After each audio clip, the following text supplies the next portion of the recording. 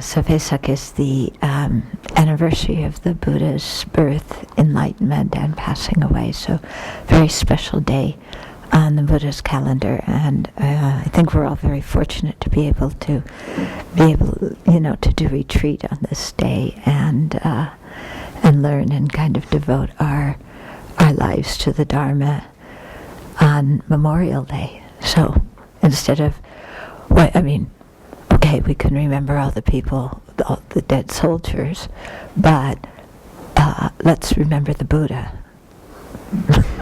Yeah, Memorial Day, you're supposed to remember something. It's not just a spring holiday, which most of it, how many times do you really think of what Memorial Day is about? Yeah, do you think about it? Usually people think, oh, it's just a spring holiday.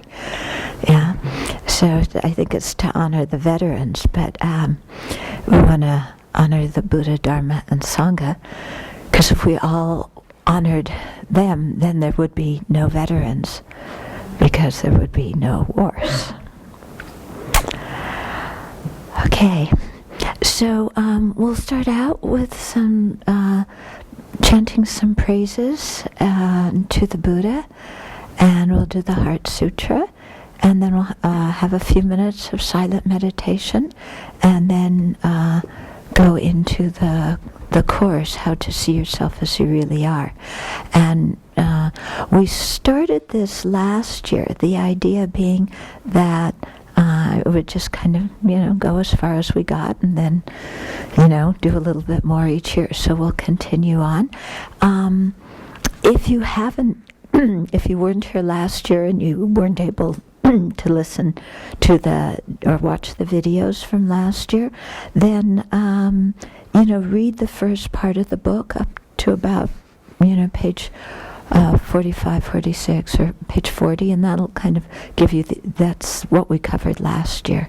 And so this morning I'll do a little bit of review, and then we'll go into the new material. So let's cultivate our motivation. And think that while we have this precious time, this precious opportunity to be together and learn and contemplate the Buddha's teachings, that we want to use our time wisely, and so really pay attention and think about the teachings, contemplate and meditate on them, put them into practice in our daily life. And to do this not merely for our own benefit, but understanding how our happiness is dependent on other living beings, and their happiness is dependent on us. Then let's do this for the broader purpose of being of benefit to living beings, and not just benefiting them this life, but benefiting them in the long term, by being able to show them the path to awakening. But to do that, we have to attain that path ourselves, actualize it in our own minds. And so we generate the bodhicitta motivation, the wish to attain full awakening for the benefit of each and every living being.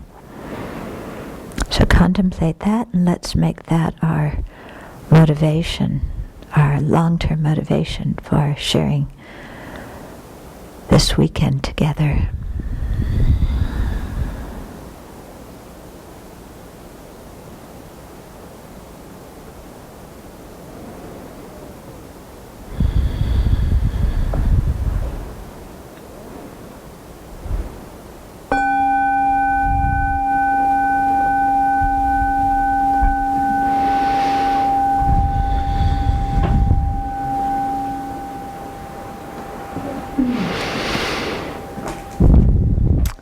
Okay, so I thought I'd start with reviewing some of what we did last year, what His Holiness said.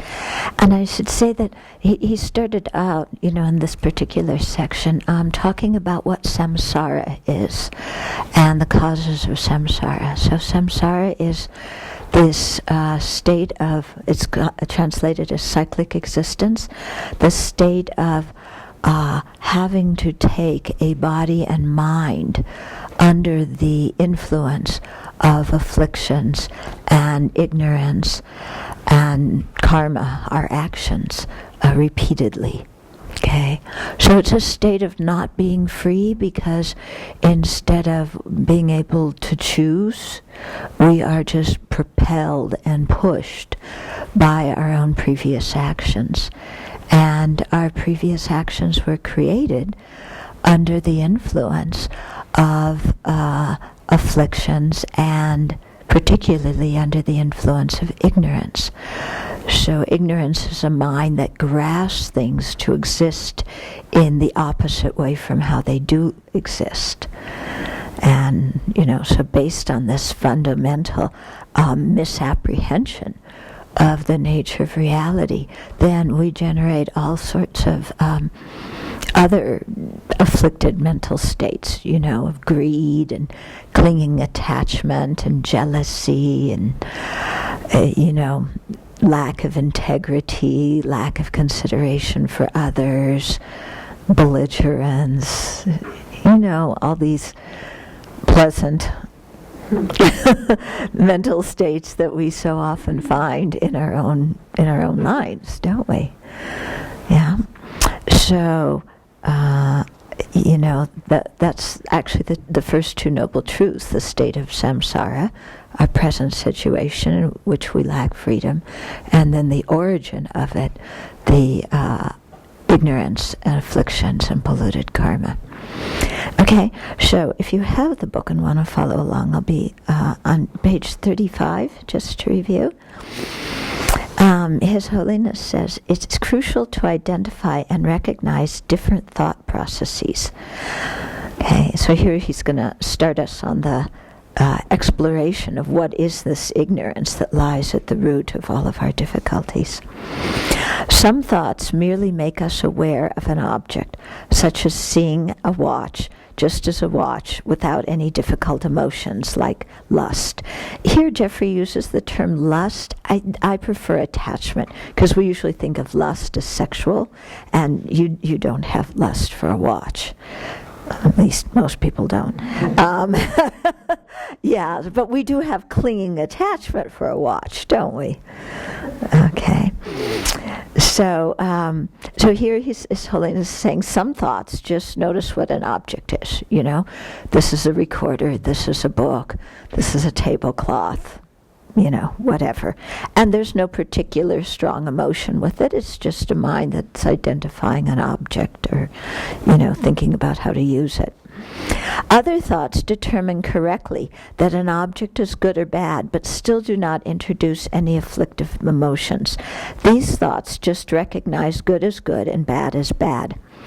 Now here, I don't think His Holiness is... we have to be real careful how we interpret the word good or bad. I think how His Holiness is using the words here is like useful for a particular purpose versus not useful for a particular purpose.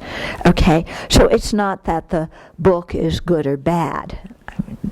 The book is a book. It's not good or bad. It is useful if you want to learn something.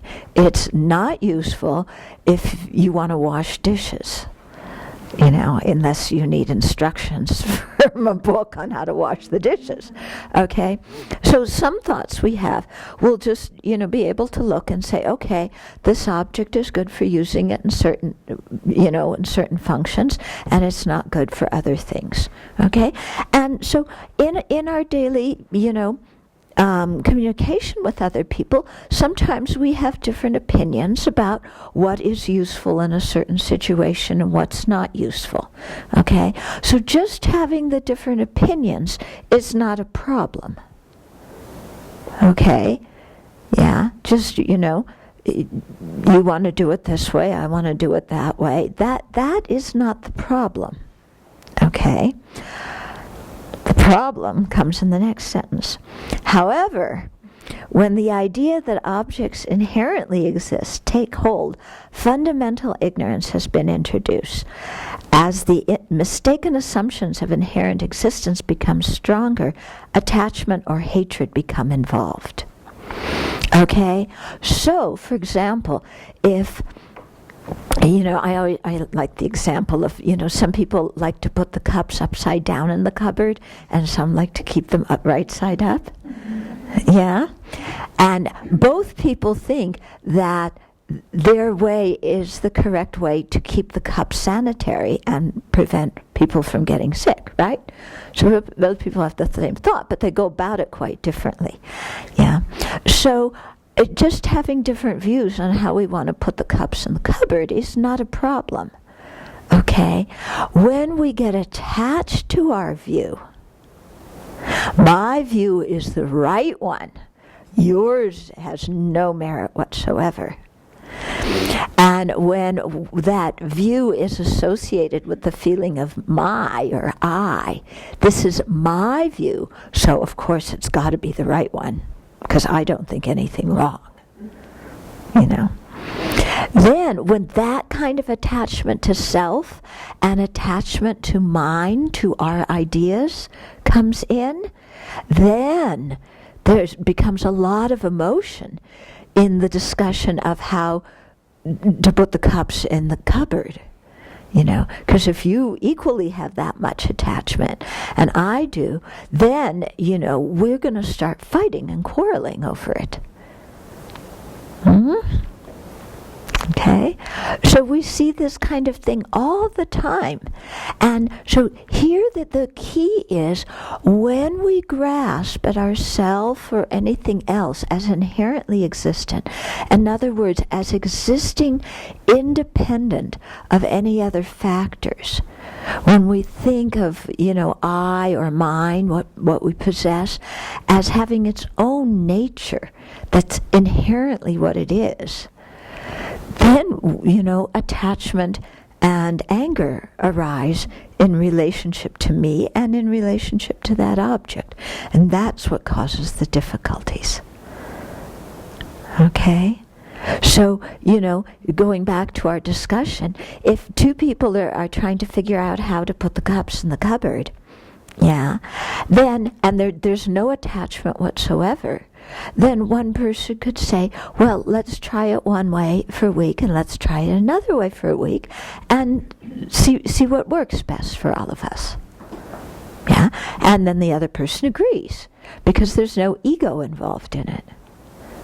Yeah. But when there's this grasping at inherent existence, and our arrogance and our attachment to our own opinions involved, then, well, I'm not going to do it your way for a week when my way is the ultimate inherently existent right way. And you're so stupid because you don't realize it. And then also you don't listen to me. And you do all those ego trips on me, and you this, and you this, and you this, and then pretty soon the discussion is no longer about how to put away the cups. It's about all these other things, Okay? So this is, His Holiness is showing how inherent existence leads to these kinds of mental afflictions and conflictual relationships, and then to us creating so many negative actions. In this case it might be harsh words, creating disharmony. Then we leave the discussion and we're thinking of how to get even with that person because they don't like our ideas, and they never like my ideas, and nobody ever listens to me anyway, and this whole world is completely unfair.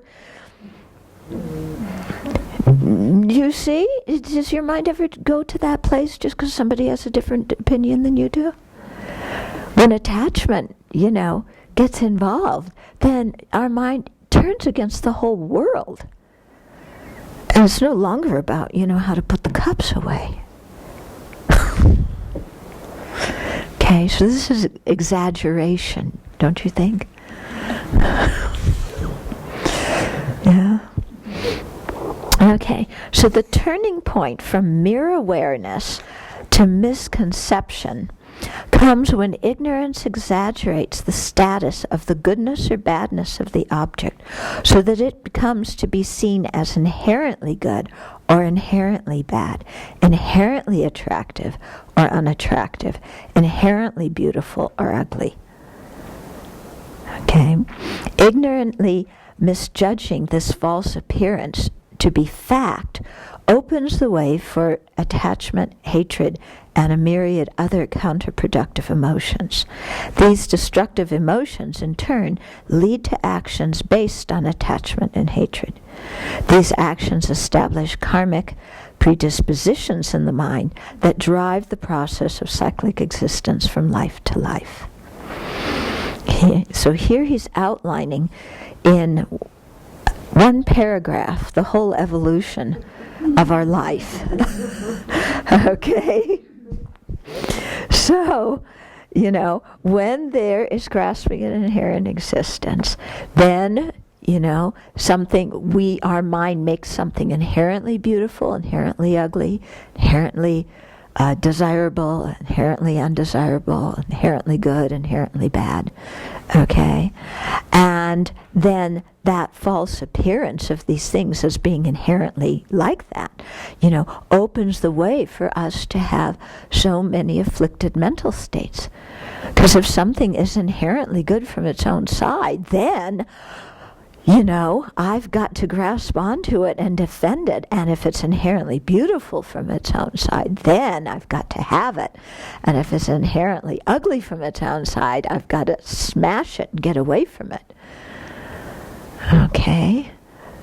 So, this makes for a lot of problems. The ignorance creates the afflictions.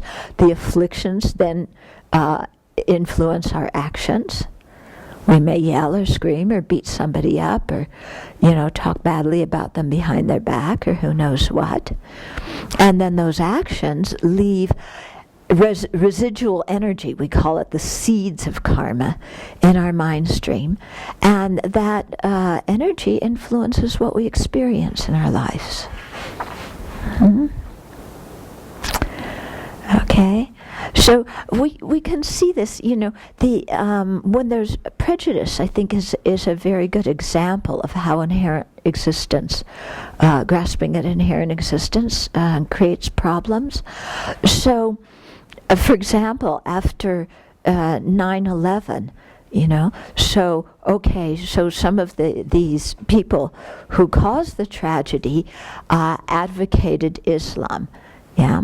Now, that's all people needed to hear. They didn't care what kind of Islam it was, whether those people understood Islamic teachings correctly or not.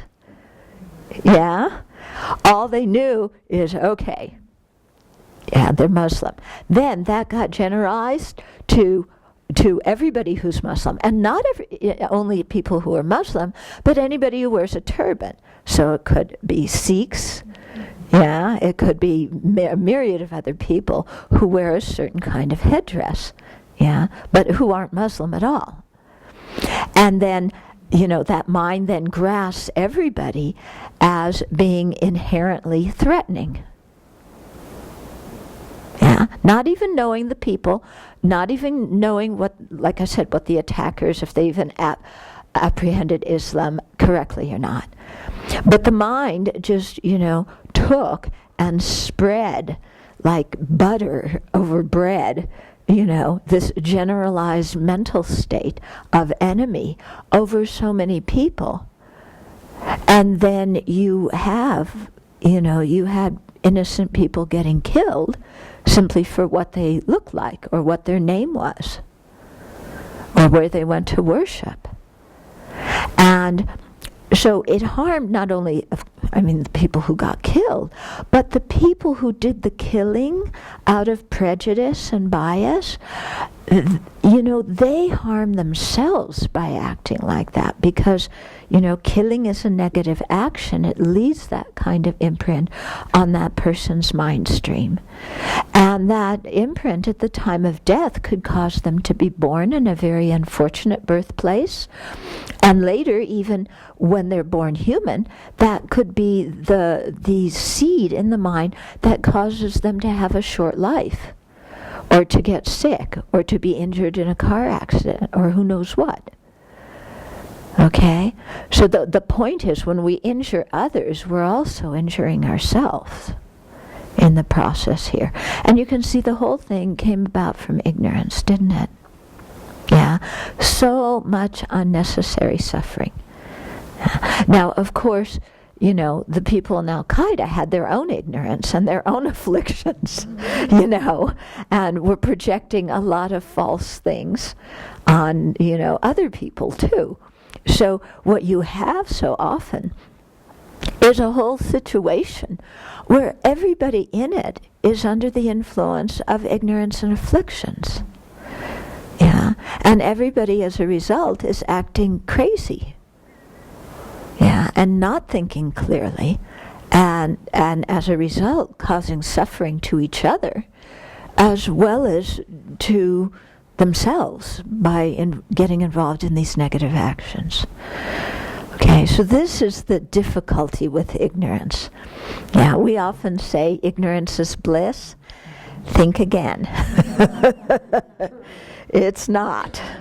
It's not. Ignorance is the root of pain and suffering. Okay? Okay, so here Holiness is really trying to get us to understand what the origin of our problems is and why it's so important.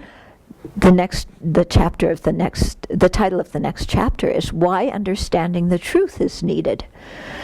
Because if all this dynamic depends on ignorance, and ignorance is misapprehending how things exist, then we have to see if ignorance can be eliminated, and if so, how.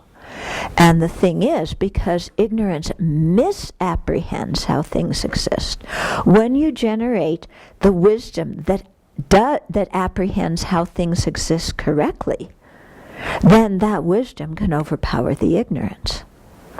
Okay? And so this is why, understanding the truth, in this case here, the truth meaning the emptiness of inherent existence, because what ignorance apprehends is inherent existence. And again, inherent existence means that something exists independent of any other factor. Okay? And so often in our lives, that's, how things appear to us and how we grasp them to exist. Yeah? I mean, when you look at any of the people in this room, is your first thought they exist because the causes and conditions for them exist? Yeah? No. They look like real people there, don't they? Discrete individuals that are completely cut off from everybody else. That's how people appear to us, all these different individuals. Yeah, their body is, encapsulated, kind of permanent, never changing, and they're these not dependent on anything else. That's how people appear to us, and we go along with that. But if we look, do people exist independently of everything else? Or do people exist because the causes for them exist? Yeah. I mean, on a rough level, we exist because our parents had a night together. Right? I mean, we didn't come out of nowhere. There wasn't a stork that kind of, Even if there was, then we would depend on the stork. But it didn't happen that way. There was a sperm and an egg and a consciousness that came together. So we exist dependent on that process. Yeah? And then we exist, our body exists anyway, because of all the food we ate over all these years. And all the air we breathed. No? And everything we know came from other people. So we're dependent on other people for all of our knowledge. So when we really look and examine, we're not discrete individual entities that are unrelated to anything else. We're completely dependent, I mean, our skin is porous, and our body is always taking things in and emitting things. And our mind, similarly, we take in information and we process it and we change. Yeah. So nothing about us is static or permanent or independent. Everything about us is in constant relationship with everything else. But, and we can see that when we think about it. But when we don't think about it, that's not the way things appear to us. They appear to us like out there, just like that. So this is a big problem.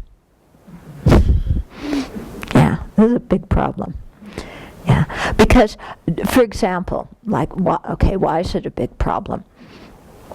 Well, let's say there's some disagreeable person. Or I shouldn't say disagreeable person. Some person who does things that I don't like. Okay? So, if they do things I don't like, then I label them disagreeable person. Do you see there's been a change there already? From they do things that I don't like to now they are disagreeable. Before it was a commentary on what they do. Now it's a commentary on who they are. They're a disagreeable person. And I see this disagreeable person, they are inherently disagreeable. Yeah, they're just so difficult to get along with. And my mind then generalizes, it's useless, not only generalizes that, in so many conditions they're just disagreeable and uncooperative. Yeah, but then I also have the assumption that they're never going to change. Yeah, they're somehow fixed, permanent, this disagreeable person, so that no matter what you say, no matter what you do, they are so stubborn hanging on to their wrong ideas. In contrast to us, because we have right ideas, and we're very flexible. But they're the ones who are wrong, inflexible, stubborn, never going to change. And we sign them off thinking that that's who they are. It's useless trying to communicate with them. Yeah, so we stop communicating with them. Yeah, and then what happens? Okay, but if we come back and ask ourselves, are they some unchanging person who can never have a different idea? Yeah. Question our assumption that they are this way forever and ever and can never change. Is that true? Yeah. Do people have fixed personalities so that their habits can never change, their attitudes can never change? We have habits, okay. A habit is simply you tend to do the same thing in similar situations. But does that mean that you can't change? Does that mean that you always respond in that way to every situation? Okay. So this whole assumption that, it's fine to write people off because they can't change anyway, that's based on ignorance, seeing them as some, discrete person who is like that and that's it. Yeah. And sometimes we see ourselves that way. Yeah. I'm an angry person. You just have to live with it, sorry. Yeah. Or I'm an angry person and it makes me miserable, but I can't change. Or I'm a stupid person. Yeah, so don't expect very much of me. But I hate you because you don't expect very much of me and think I'm stupid. Okay? So, all this comes because we're seeing things as this having some kind of inherent nature in and of themselves, whereas in fact, everything exists in relationship to everything else. And things arise due to causes and conditions. Things have parts. Things have functions in relationship to other things in their environment. Yeah, we have. You'll see the pipes that we're going to be putting in to connect the water system to Chenrezig Hall. Why do we have water pipes? Because there's water. Because there's a building. If there were no water, we wouldn't have water pipes. Yeah. If there were no building, we wouldn't have water pipes here. Okay. So everything has, gets its identity in relationship to something else. Yeah. I think another very good example is like medicine and poison. Things are called medicinal because they cure diseases. If there were no diseases, we wouldn't have any medicine. But also, medicine, if misused, becomes poison. So it isn't inherently medicinal. Okay? So things are medicine because in dependence upon diseases and in dependence upon their function of curing diseases. But that same substance can be called a poison in another circumstance. Okay? So things gain their identity by relying on other things. Everything exists within a whole situation. Yeah? And all the parts in a situation, depend on each other for their own roles. Things are not, inherent, discrete, self-enclosed phenomena like that. Like in the way that ignorance apprehends them to exist. Okay? So, back to His Holiness. He starts the next chapter, which is why understanding the truth is needed. Okay? Because it's going to counteract the ignorance. He starts it with a quote by Patrul Rinpoche. Patrul Rinpoche was this fantastic Nyingma Lama who, when he wrote the book, Words of My Precious Teacher, and he doesn't pull any punches. He says things exactly the way they are, and he doesn't care who's offended by them. But it's, his teachings are very potent because of that. Yeah, if you get a chance to read that book, I really recommend it.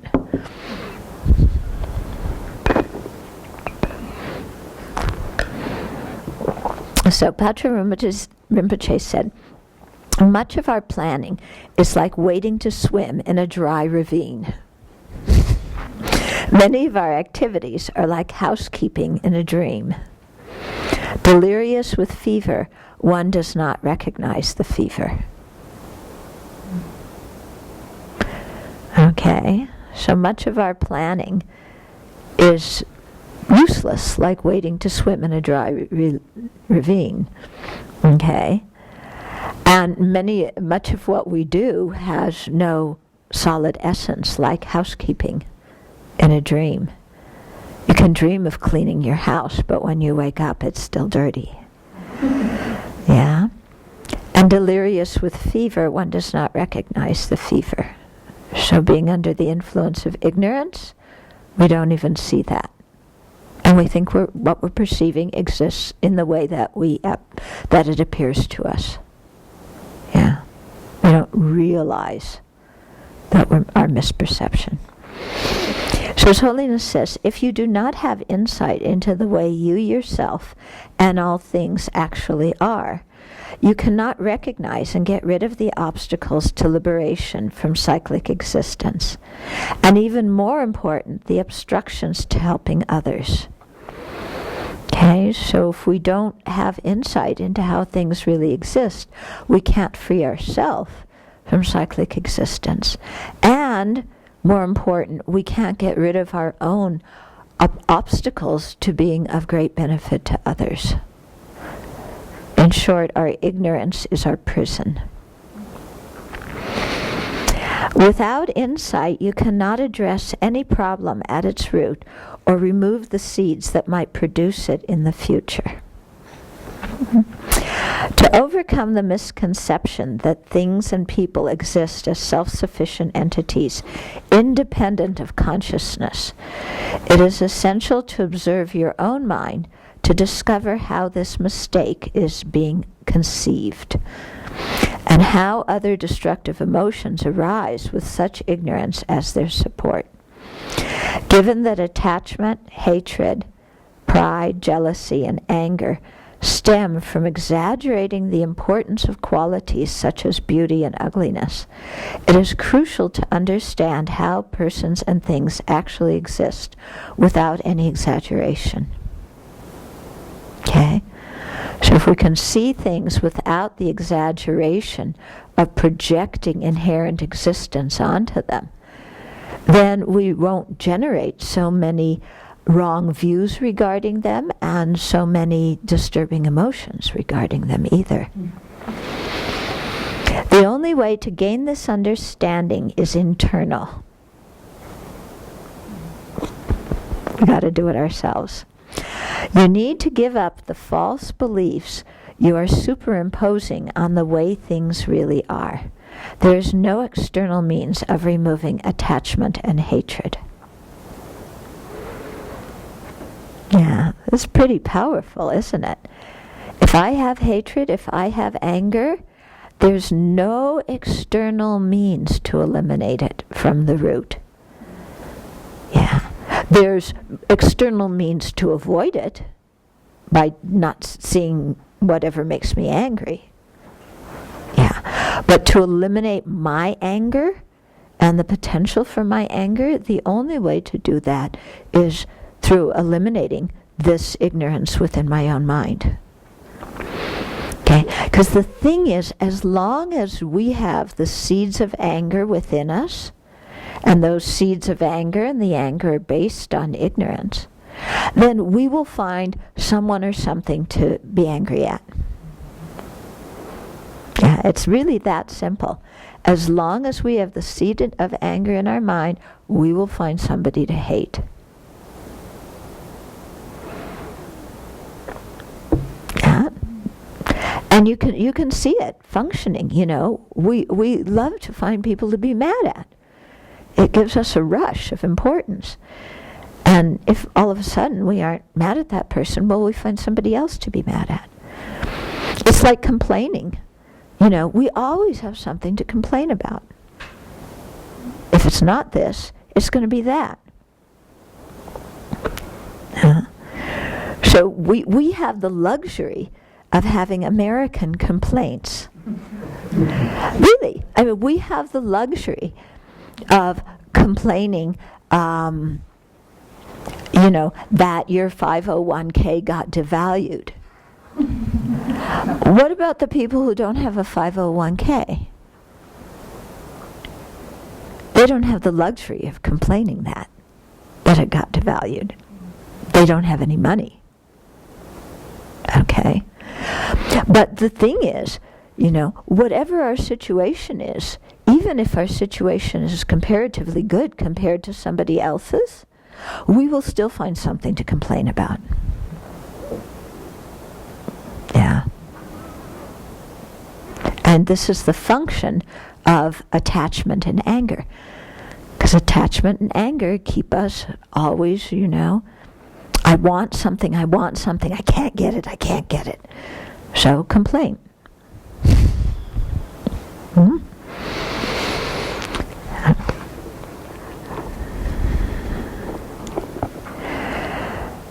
Okay.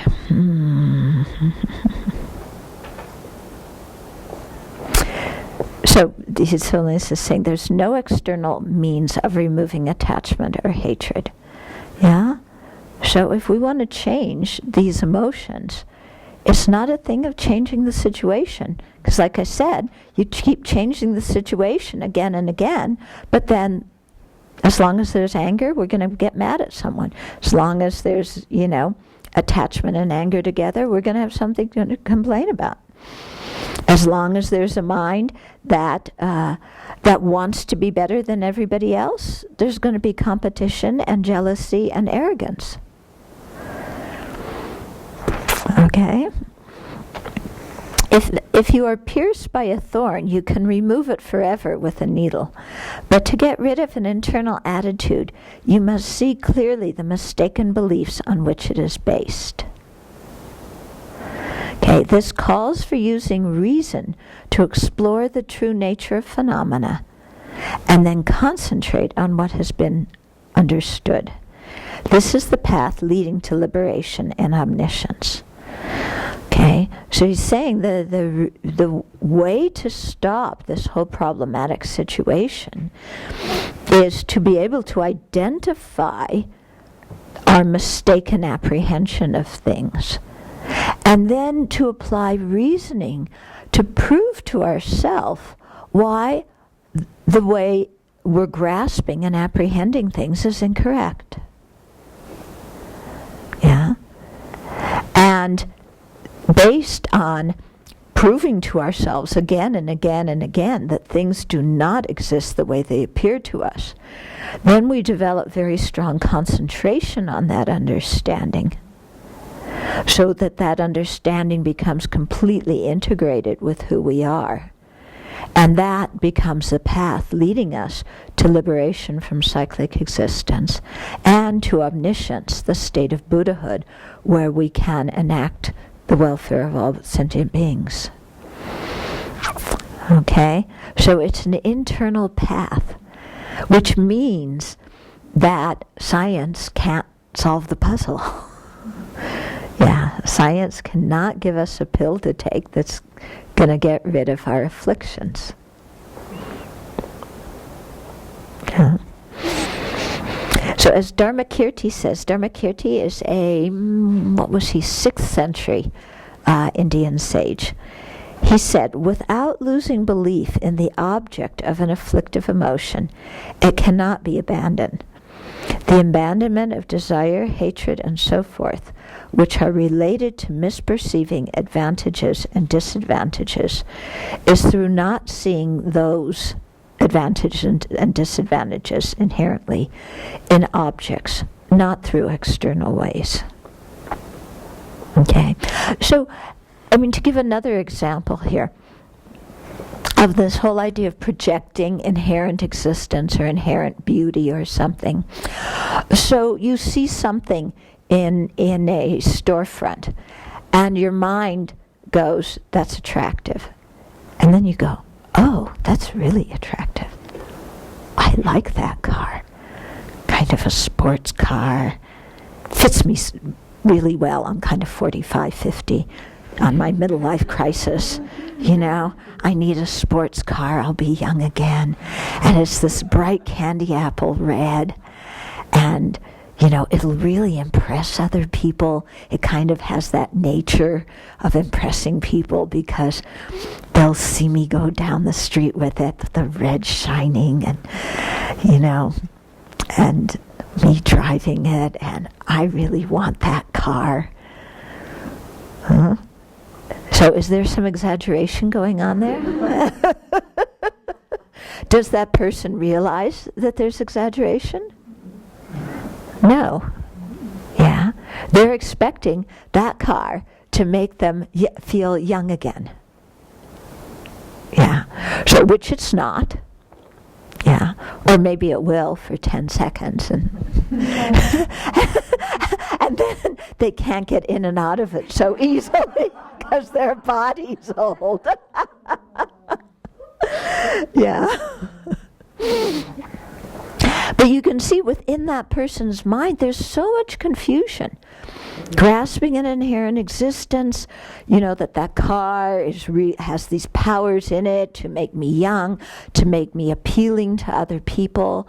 That person's suffering tremendously from fear of aging, not accepting the reality of an aging body, not being able to age gracefully, not being able to rejoice in the wisdom that they've gained from aging gracefully, not being able to rejoice at putting down some of the things they were so attached to when they were younger, because they're still so concerned with their image and wanting a certain image. So this person's mind is completely befuddled. There's no clarity in it, and then thinking this car is going to do it for them. Yeah. And they're going to be very very disappointed. And in the process of chasing this car, there's going to be a lot of problems. Credit card debt. Yeah. Your wife saying, "What in the world are you doing, honey?" Yeah. Your kids saying, "Dad, you are too old for this." Whatever it is. Yeah, it's going to bring a whole lot of other problems, but the person doesn't see it. Okay, so it all comes back to this false perception on so many different levels. Not accepting aging, attachment to reputation, assumption that objects will give you a certain reputation, myriad misconceptions involved. Yeah. So, of course, there's going to be suffering. So his Chandrakirti here is saying, that this can only be abandoned through internal means. Yeah, not by taking some pill. Yeah, and not just by selling the car. Yeah, selling the car may help your debt from buying it go down. But it's not going to solve the rest of the problems. Okay? So when you see that all troublesome emotions, and indeed all problems, arise from a basic misunderstanding, you will want to get rid of such ignorance. This is powerful. All troublesome emotions, and indeed all problems, arise from a basic misunderstanding. You'll want to get rid of such ignorance. Okay? So all the problems in the world, all the injustice, all the inequality, all the war, everything comes down to ignorance. It's powerful, isn't it? Yeah? I mean, you kind of look around and it's like everybody it's like we've all taken we've all taken our different brand of hallucinogenics and are misapprehending things and completely involved in our own hallucinations and causing ourselves and others so much suffering. And isn't that a situation deserving of compassion? It's a pretty sorrowful situation, isn't it? So if we're going to have compassion, this is it. Okay? The means to accomplish this, in other words, the freedom from ignorance, is to reflect on reasoning that reveals the superimposition of a belief in inherent existence to be totally unfounded, and then to concentrate on the emptiness of inherent existence through meditation. Okay? So to develop reasoning that proves to ourselves that the way things appear to us is not the way they exist, and then to concentrate single-pointedly on that in meditation. That's the real medicine. As Chandrakirti lived in, I think was 7th century.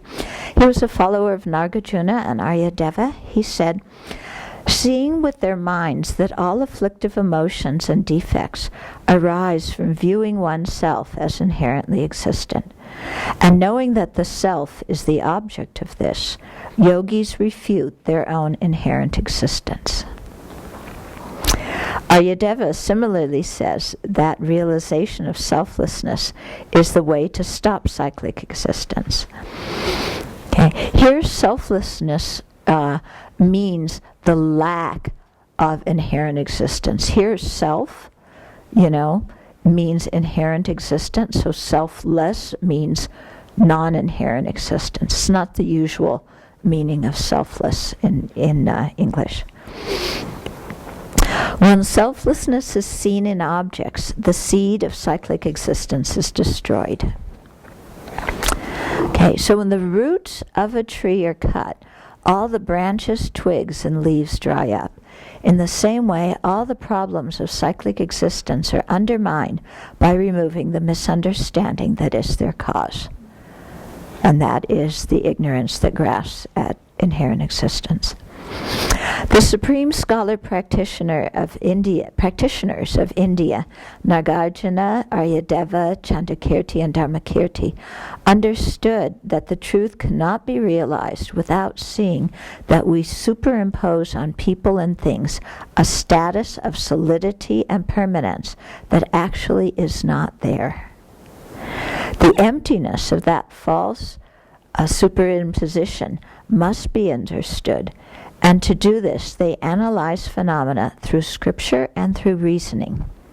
Okay, so here he's talking about the method by which we approach understanding how things really exist, understanding their lack or emptiness of true existence. So we analyze phenomena through using scripture and through using reasoning.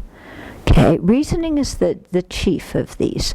So we learn by studying the scriptures, we learn the reasoning, and then we really think about things deeply. We don't say just, oh, well, that sounds good, or Buddha said it, Nagarjuna said it, so it must be right.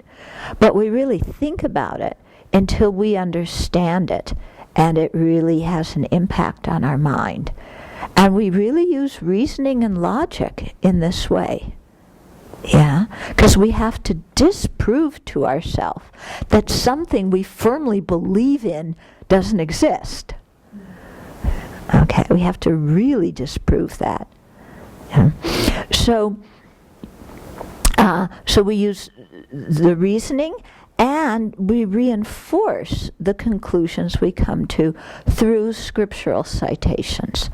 Okay, so we read, the teachings of the great sages and understand them, use that reasoning ourselves, and then we can come back to the scripture and go, oh, now I understand what he's saying, and that is really reinforcing what we believe. Okay? Okay, so the next section is how to make meditation meaningful. It is crucial to understand this procedure, because if you do not meditate on the absence of the mistake that is the root of ruination, okay, the mistake is the inherent existence we're projecting on things. If we don't meditate on the absence of our false projection, and that false projection is the root of our ruination, then our meditation will not address the problem at all, no matter how profound you may think your meditation is. Okay, this again is very strong. Yeah, we may think that our meditation is very profound. Yeah, we sit and we meditate, and you have all sorts of different colors appearing to you. Yeah, or you feel like your body is dissolving, or you see faces and you think, oh, now I'm in contact with different beings on different levels, or Buddha appears to you and now you think, oh wow, Buddha appeared to me, I must be pretty special. Yeah. And we can have all sorts of experiences in meditation. But if they don't hit at this, mistaken apprehension that we have, if they don't negate the inherent existence that we're projecting, that we think exists, then all those wonderful experiences are not going to solve our difficulty. So, I think this is a good warning, because sometimes we get really kind of arrogant about our experiences. There's this book, After the Ecstasy, the Laundry, and when I was reading it, I read it some years ago, so I can't remember the instances so clearly, but I remember a lot of the situations that I was that were being told. People felt like they had this grand thing happen, and then afterwards it all went away. And I think maybe what was happening was that they were overestimating what they had experienced. Yeah. And were clinging on to it, or thinking that their meditative experience was something more than it was. And so then being flat afterwards. Yeah. So, but on the other hand, when you really are focused on, okay, I've got to negate inherent existence. When you have that okay, that's what I've really got to go for. Then if you have, colors and sounds and appearances of Buddhas and Bodhisattvas, and you feel like you're leaving your body, or, who knows what, you say, well, that's nice, but I need to focus on realizing emptiness. I'm not going to get distracted by that stuff. I've got to stay focused here. Okay. I think that's what His Holiness is kind of pointing out to us. Because I know, when I first started meditating, I had no clue what meditation was. My first Dharma course, I went in and they said, let's meditate, because we were waiting for the lamas to come. And I had seen people roll their eyes back in their head, and so I sat there like that.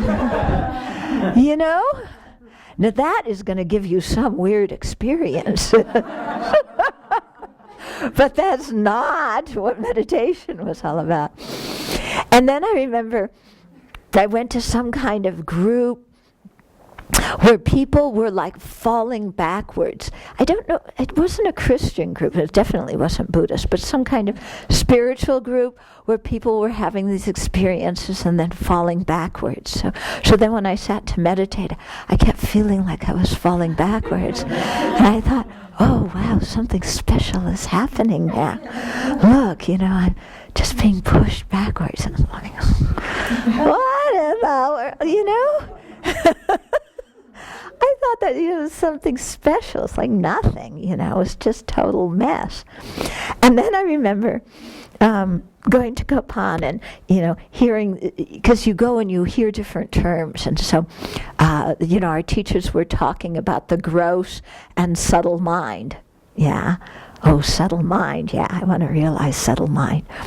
So I remember sitting in meditation one day, and I could notice all this mental chattering, just, constant mental chattering, thoughts, conceptions, this and that. I thought, oh, my mind's really quiet, seeing all that mental chattering. That must be the subtle mind.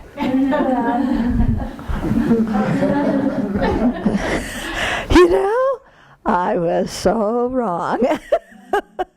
Yeah, but sometimes, you hear words, you have some kind of new experience, you think, oh boy, Yeah, because, we like exciting experiences, don't we? If we're going to give up drugs and internet, then we need some source of excitement somewhere, So now my meditation, it's got to be exciting. Yeah. His Holiness is so compassionate. He says this just really to protect us and to keep us, on track so we don't get involved in craziness. Okay, although you may succeed in withdrawing your mind from disturbing objects, this does not constitute being absorbed in the truth. Okay, so withdrawing your mind from disturbing objects and just having a calm mind because you don't have a lot of conceptions, that doesn't mean that you've realized the truth. Yeah.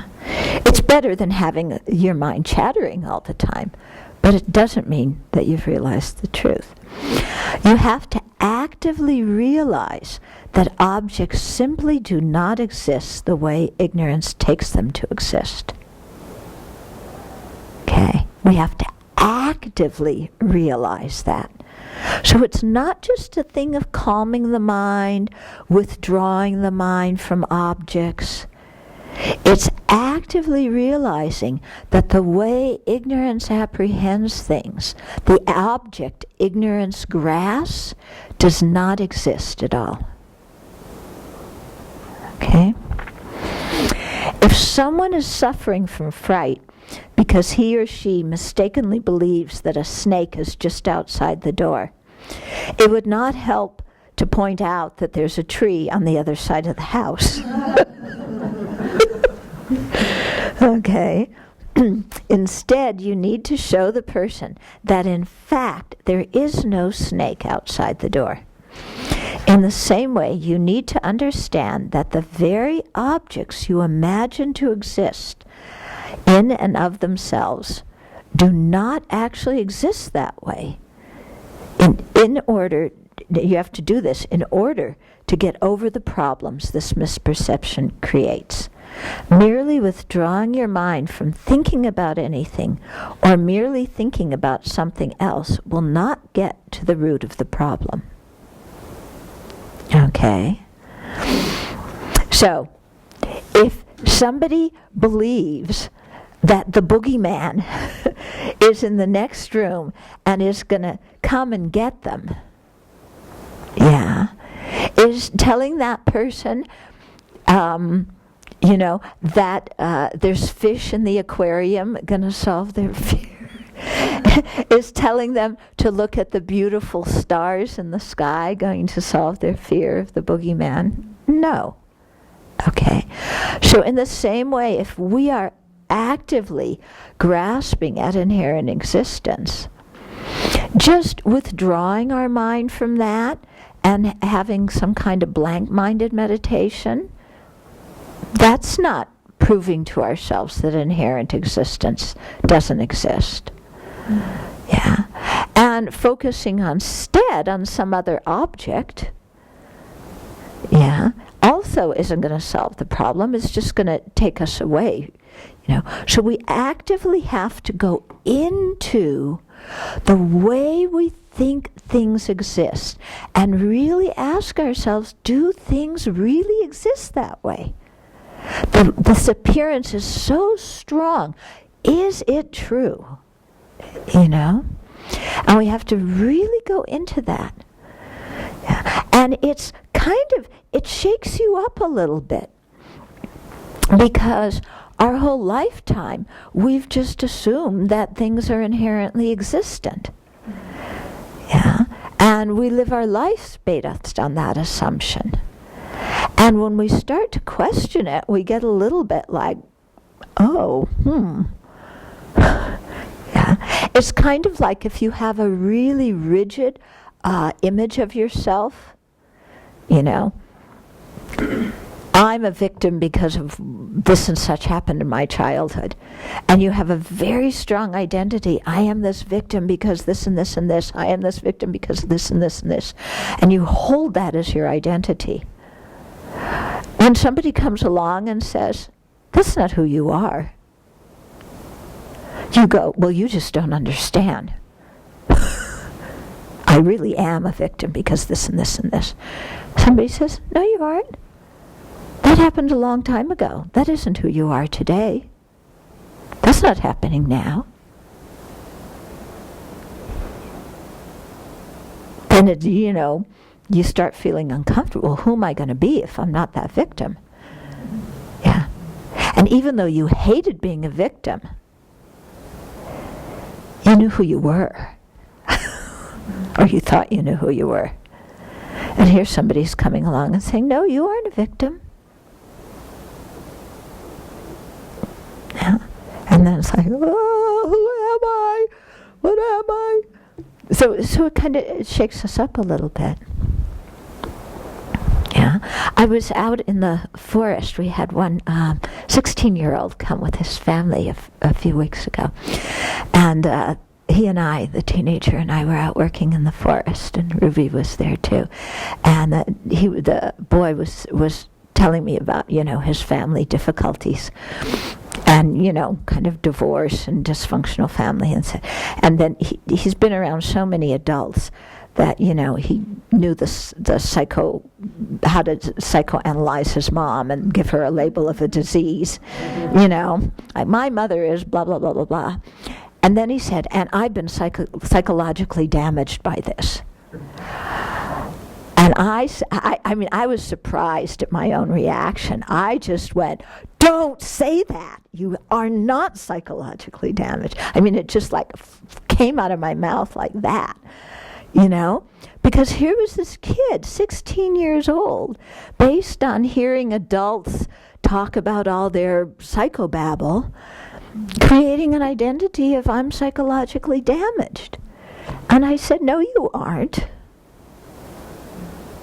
Yeah. You're a human being like everybody else, and you have problems like everybody else. That doesn't make you psychologically damaged. Do not develop that identity. Yeah. But what I'm getting at is inherent existence is like that identity. We cling on to it. Yeah?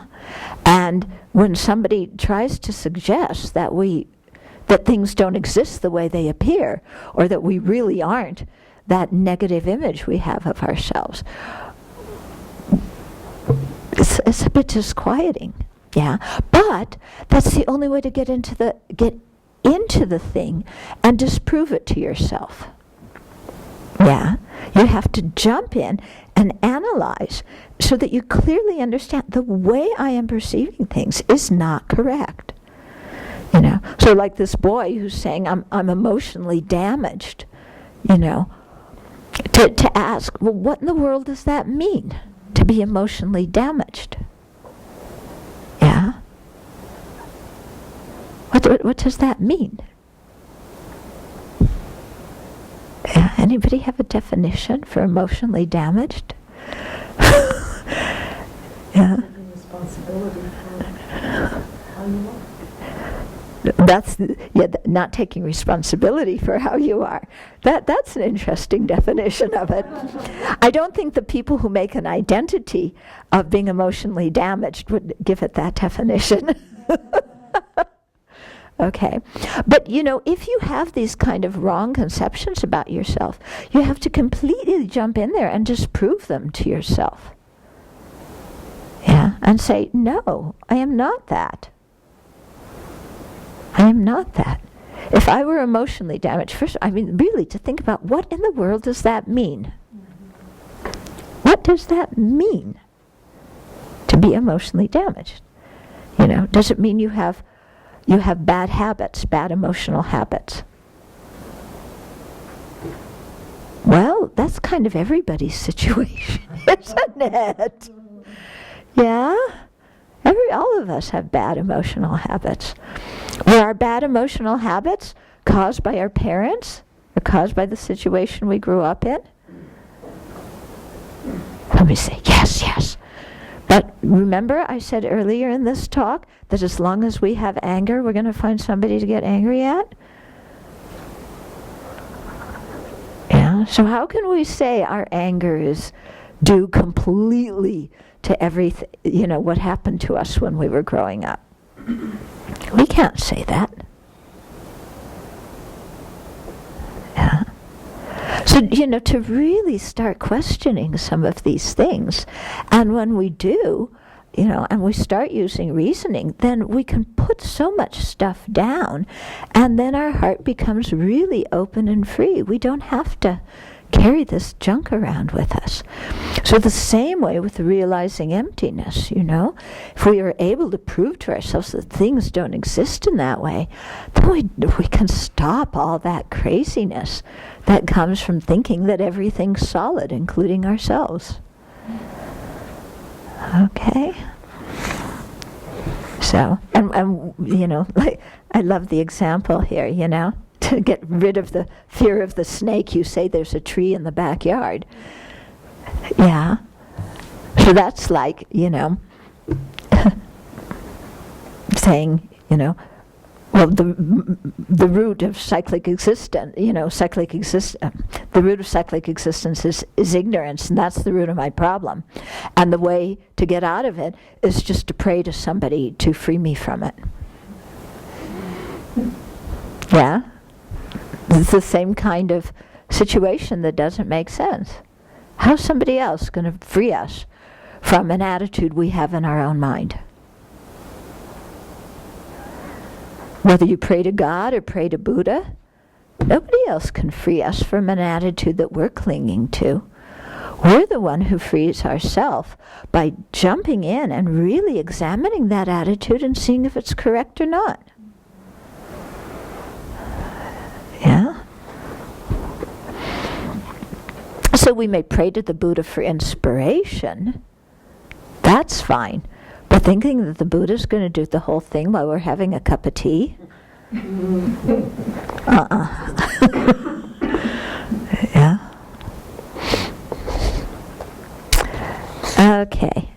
I'll just finish this paragraph.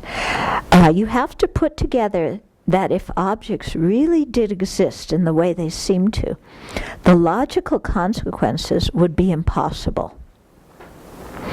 And on this basis, you can fully appreciate that phenomena do not exist this way. People and things may still seem to exist concretely and independently from their own side, but you will know that they, in fact, do not. Gradually, this awareness will weaken your misconceptions and diminish the trouble they cause. Since accepting appearances as truth is the basic problem, the antidote is to come to realize the falsity of appearances through reasoning. So there's a lot in this paragraph. We're going to come back to it the next session. So we have time for a few questions. Yeah. How do we handle people that, my mother-in-law, she really strongly identifies as being a victim. There's a great deal of issues, and she insists that I help her. She insists, or I feel like she insists that I free her from her suffering in some way. And it just,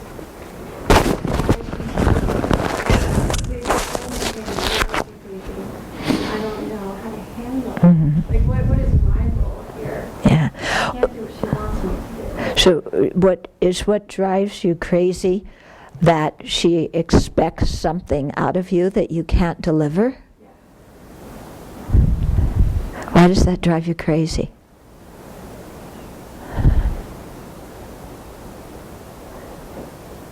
I think because I feel like she wants to merge with me, so she's threatening my autonomy.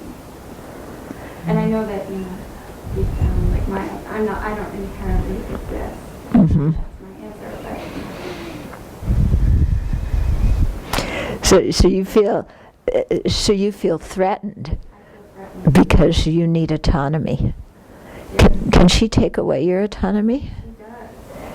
Can she take away your autonomy? Or do you give your autonomy away? I probably give it.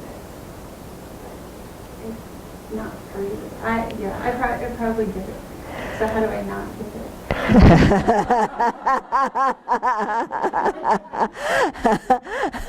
I think first, before we get to how to not give it, you have to think a little bit more on this thing of, does she take your autonomy or do you give it?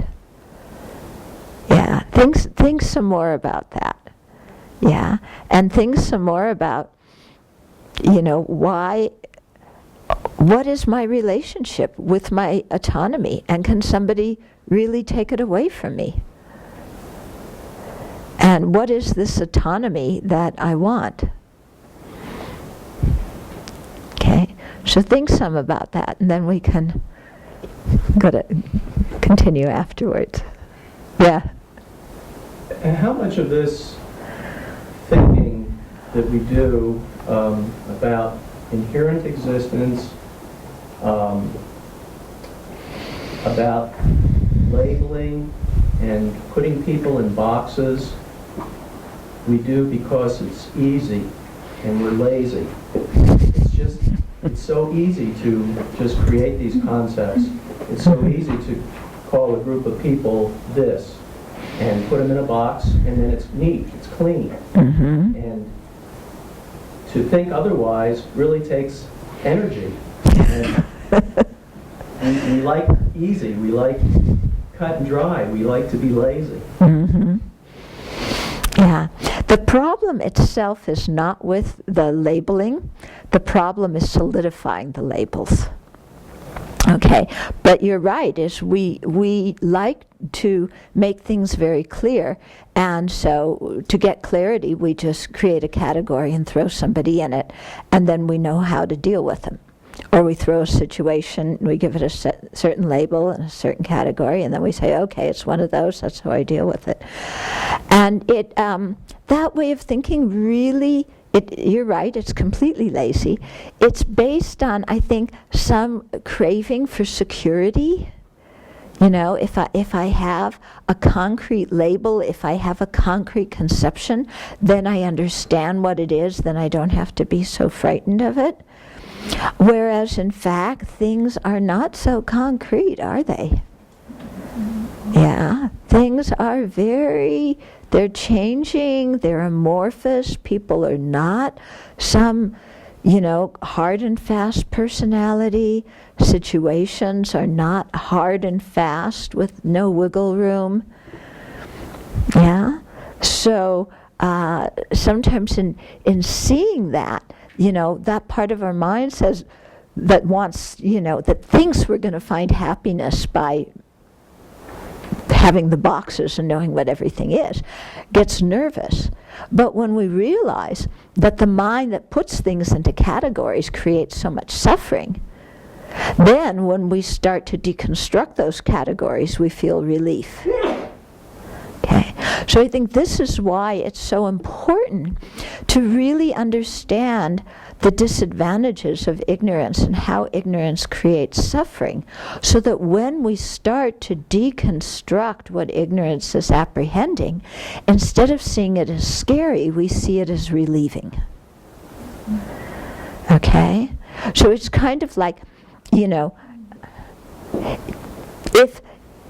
you're in prison, and you really see prison as a prison, when there's the opportunity to get out and to escape, you go for it. Yeah. But if you're in the prison and you don't see really that prison is so disadvantageous, because there's some kind of security in prison, you have your meals, you have your bed, you know that everything's going to be miserable around you and that you have no power, so just give up. So there's some security, whereas on the outside you have to get a job and you have to keep to a schedule of the job outside and you have to deal with the whole society and everything. Then it's like, well, okay, I complain about being in prison, but actually there's something kind of nice, secure about it, even though it makes me miserable. But when we see prison as prison, then when we want to get out, we go for it. If we don't see it as prison, we're not really going to try and get out. Okay? And then anything that threatens to take us out, then you go, what are we going to do? Okay? Is that answering your question okay? Yeah. When you were talking about Dharmakirti's teachers, Dr. Juna and Arya Dev, I think I think you were discussing the empirical versus experiential. The topic was all problems arise from ignorance. And in the scripture, that reasoning is chief of, there's scripture and there's reasoning. Mm-hmm. Reasoning is chief of these. But the idea that this, I think it is that this is an experiential kind of thing, and so, and the example you used was science can't get us out of this; it can't give us a pill. Mm-hmm. Right? do I have correct understanding when you were about experiential? Last question. Yeah, the whole point there was that to free ourselves from ignorance, it has to be an internal process. Okay, yes, and but this kind of developed a question for me then about the contract with science. Hypothesis is a mental proposition that's trying physical space. So wouldn't that, if you took that to see around what you were meditating on to see if it worked, Mm-hmm. that use it, Yeah. see if things get better. Is there something about experiential in your application that I'm missing that it wouldn't be as science? Oh, okay. The scientific method itself goes very well with Buddhism. This idea of you have a hypothesis and then you investigate and you test it out and you see if things are really like that. So, the scientific process is very compatible with Buddhism. Here, when I'm talking about a pill, it was in a different context, that science can't create some external substance that will solve our internal problem forever. Yeah, I wasn't talking about the scientific method. Okay? Yeah, this will be the last question. Yeah, go ahead. Sometimes I feel like ignorance can be like this, like the analogy of it maybe being a blanket blocking the sun. And sometimes I find myself getting frustrated that it seems like blanket after blanket.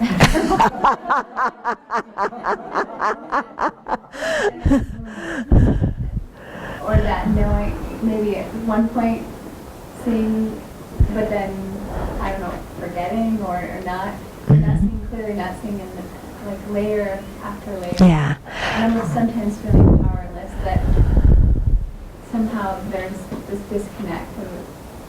Okay. So you're feeling a bit powerless and frustrated because it seems like you remove one layer of ignorance and then there's another and there's another and another. Or that reason sometimes doesn't seem to remove the ignorance. That there's something, a blockage that I come up against, that I feel powerless sometimes too. Mm-hmm. Yeah, do you have something to add to that? Yeah, I was just gonna say, I get what she's saying, because I have the same problem. Like, with me, to me, it's easy to understand the idea of emptiness, but it's harder to actually implement it or apply it to your life. Mm-hmm. Yeah. So I think that the thing is that it takes repeated practice, and it's not a question of just intellectual understanding. It's a question of really going in and again and again and again investigating it so that it really gets into our bones and really gets into our heart. And there are many different layers of obscuration, but we can look at it as, oh, I took one off and there's another one. Oh, I took that one off and there's another one. Or we can look at it as, I took that one off. Whoo! Boy, I feel so good. That one's not there. Let's get to work on the next one. Oh, I took that one off. Now I feel even better getting rid of that layer of ignorance. This is really good. Okay? So it depends how you look at it. We can make our mind discouraged over good things.